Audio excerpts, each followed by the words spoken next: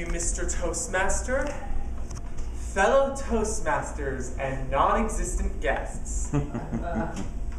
We always have things we need to get done every day, whether it be boring paperwork, physical labor, or artistic projects. The problem is, we tend to get things done the hard way. We procrastinate, don't plan ahead of time, get distracted, and become emotional wrecks. In this speech, you will learn techniques on how to get things done efficiently. For those of you who have problems with procrastination, self-discipline, or simply managing a task efficiently, this speech will help. By the end of this speech, you should know how to get things done. First, don't procrastinate. Never utter those words, "I'll do it tomorrow." A very good quote I found says, "If you want to do something, you will find a way. If you don't, you'll find an excuse."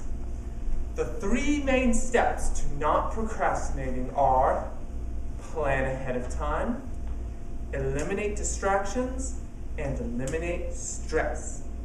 Step number 1, plan ahead of time. To plan ahead of time, you must focus your mind on everything you need to complete the task. Take this speech, for instance.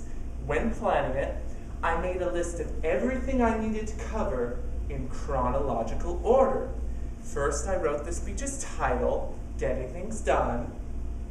Next, I wrote the general purpose, to inspire, the specific purpose, to inspire all of you to get things done efficiently. I wrote the 3 primary points I wanted to make, which are: don't procrastinate, plan ahead of time, and control your body. Lastly, I made a list of all the points I wanted to make in the speech's intro, body, and conclusion. Planning my speech ahead of time allowed me to complete it efficiently. Efficiently meaning completing it on time and correctly. Step 2 to not procrastinating: eliminate distractions. To eliminate distractions, you must recognize what is distracting you. Common distractions are sounds made by animals, people, and electronics. Hunger is distracting. Scenery like pictures or television can also be distracting. Sounds can be easily minimized using earplugs or headphones. Eliminate hunger by eating a balanced diet, exercising, drinking plenty of water, and if all else fails, chewing gum. Eliminate scenery, distracting scenery, from your peripheral vision by putting up a barrier between you and the distraction, moving the distraction, or moving the workstation itself. The thing about distractions is they're not always distracting. If you are sincerely excited about the work you are doing, distractions usually do little to stop you. One thing I like to do is listen to music on my headphones while working on my computer. True, the music can be distracting at times, but compared to the noisy people around me and the television, it is far less distracting. In fact, it even stimulates me to keep on working in situations in which my work is really boring. Step 3 to not procrastinating: eliminate stress. To eliminate stress, you must address all that is stressing you. It's like having a press conference with yourself. President David does his very best to alleviate the fears of the other Davids. Common things that stress me out are performing a new task I have little experience in, completing a large job, and reaching a tight deadline. A friend of mine recently asked me, to do research on how to pull permits for solar panel installations. I have little experience in this field. However, two things keep me going. One, I do not want to disappoint him. And two, I do not want to pass up what could be a wonderful opportunity for me. When faced with a difficult task, don't find reasons to stop, find reasons to move forward. If you are stressed by the immense size of a project, you need to use the water bottle approach. Imagine your task, your large task, as a long line of water bottles. Take this image and times it by 10. Each water bottle is a mini task you need to complete. Your large task will be done once all the water bottles are consumed. Therefore, instead of focusing on all the water bottles at once, you walk up to one water bottle, forget about all the other water bottles, and chug it down. You repeat this process as many times as necessary, taking occasional bathroom breaks. When you are done, you will look back and you will be amazed by how much you were able to get done in such a short amount of time. Just in case you didn't catch on, this is metaphorical. I am not telling you to drink a whole bunch of water at once. Back to subject. The water bottle approach involves planning ahead of time. Just as I made a list of things I needed to cover in my speech, I also make a list of tasks I need to complete in order to complete my large task. A to-do list, if you will. As far as reaching tight deadlines, consider this. If you are truly on a tight schedule, worrying about it is only going to make it tighter. Worrying is like sitting in a rocking chair. You're doing something, but you don't go anywhere. That is a quote you should remember whenever you are stressed.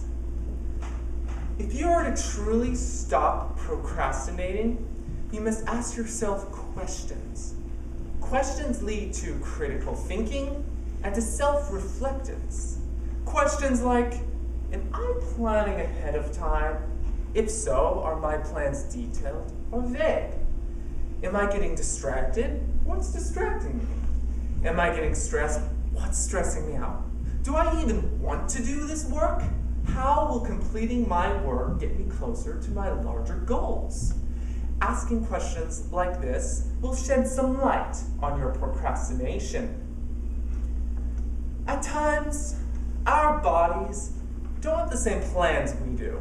You want to wake up at 5 a.m., your body wants to sleep until 9.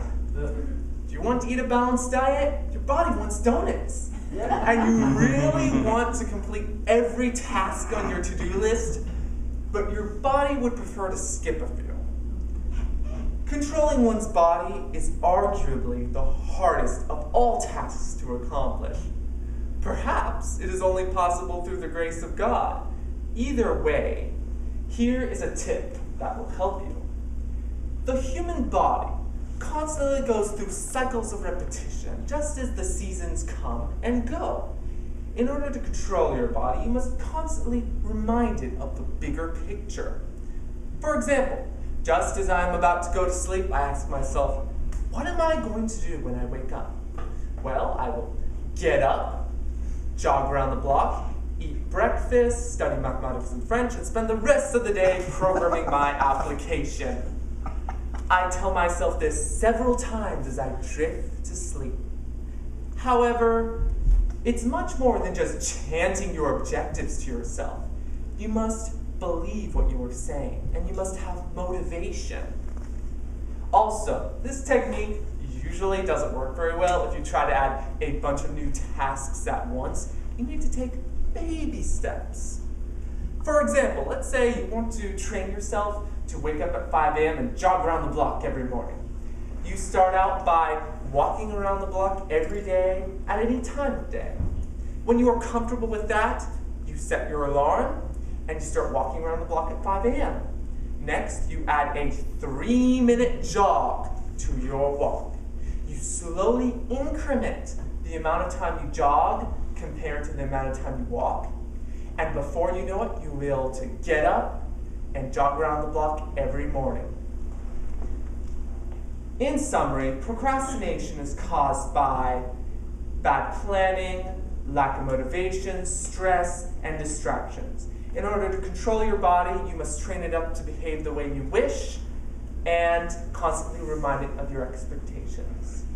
I will leave you with this quote. Approach the start of each day with one goal in mind and end it with one word. Done.